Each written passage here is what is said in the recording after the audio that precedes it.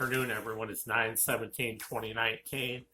Basically, I was going to come out here and comment on the recent activities like the explosion in the Saudi oil pipelines, and the peace plan, what's come out in the last few days, some information on that. Basically, gas price recession, and wanted to just report to you that here where I live, I was paying a day ago. I was paying $2.59.9 a gallon for gas, and today it's $2.99 a gallon. So in the one day here, it's jumped up 40 cents a gallon. What started that the day before was that right after everything got blown up over there, the Brent crude went up for the first day after the bombing in Saudi Arabia to $10.94, or that was, they said, 18% increase to 71.16 a barrel. In 2008, here where I lived in the last recession, gas prices got as high here as $4.15 a gallon. And I was spending a lot of money to get to work at that time, because I was working at the same place then that I am now, which is an hour's drive from where I'm at. It's like 38 miles away. So that when that gas price got to that level, I mean, I was spending a lot more money to get to work. But every week you're getting the same paycheck. Trump said the first day that he would open up our oil reserve supply to counter the shock at the gas pumps.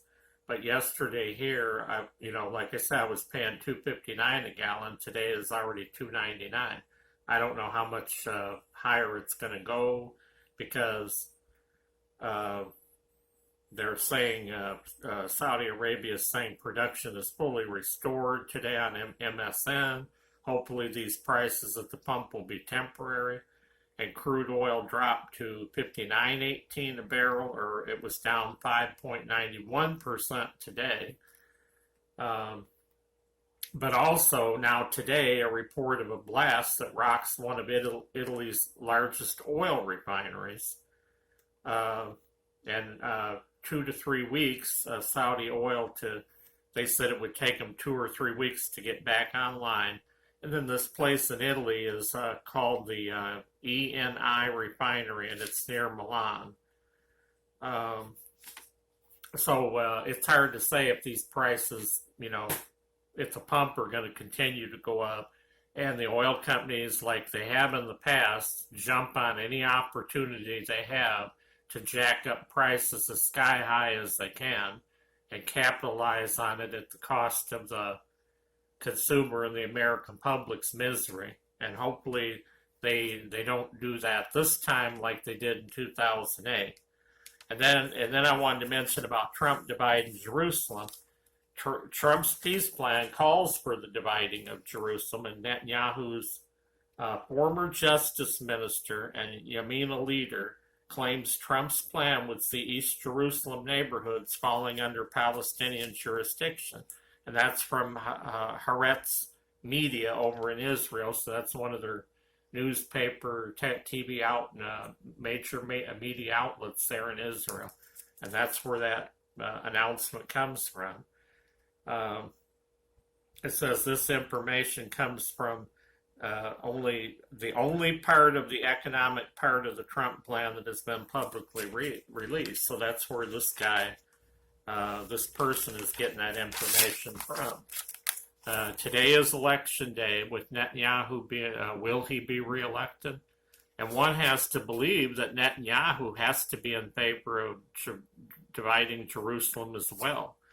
And I wanted to read the scripture, Joel chapter 3 and verse 2.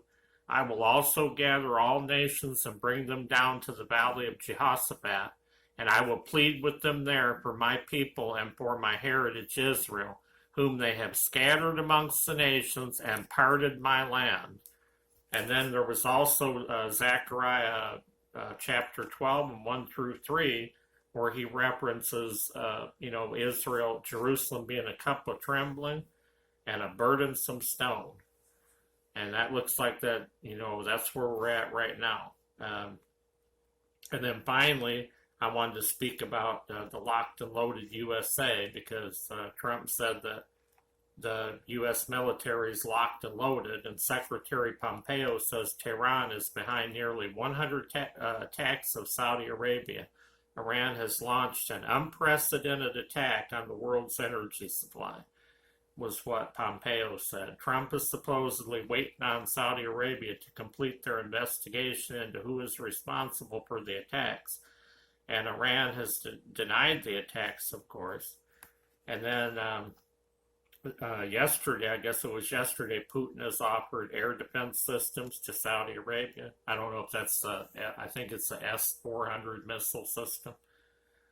And he cited, supposedly, according to the article, he had cited his reason for offering them to Saudi Arabia. He cited something that was written in the Quran, and I guess they laughed about it, because their defense, and they're being protected right now by Israel, apparently. That's what they told him. And Yemen has admitted to the attacks.